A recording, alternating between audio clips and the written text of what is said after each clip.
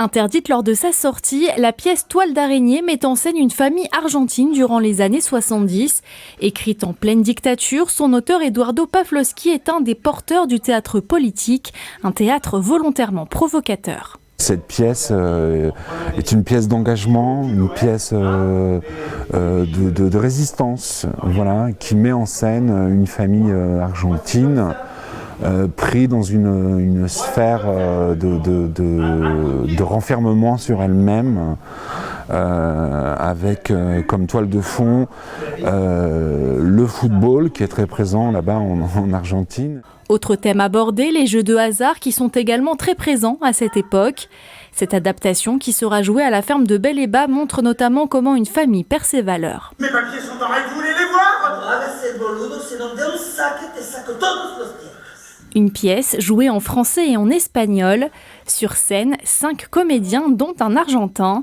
Franco Gabriel joue le rôle d'un policier. C'est un sujet hyper fort pour les Argentins. Et c'est pas quelque chose qui s'est passé il y a énormément de temps, c'est assez récent dans l'histoire, dans la mémoire du peuple argentin. C'est quand même très intéressant de penser l'auteur, comment il a rédigé la pièce et comment avec son parcours de psychanalyste, dramaturge, sa militance politique a pu construire cette pièce. Toile d'araignée s'adresse à un public averti. Plusieurs tableaux montrent les violences commises pendant cette période. Exemple, cette scène où 2 policiers rentrent dans la maison. Debout! Tous contre le mur! On a appelé ça les disparitions de personnes. Le régime avait décidé de faire, non pas d'emprisonner et de fusiller les gens, mais de les faire disparaître. Donc, 70% des disparitions se faisaient à domicile, c'est-à-dire qu'il y avait des intrusions.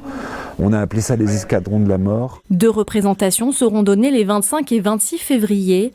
La deuxième sera suivie d'un débat avec le groupe local de Saint-Quentin-en-Yvelines d'Amnesty International.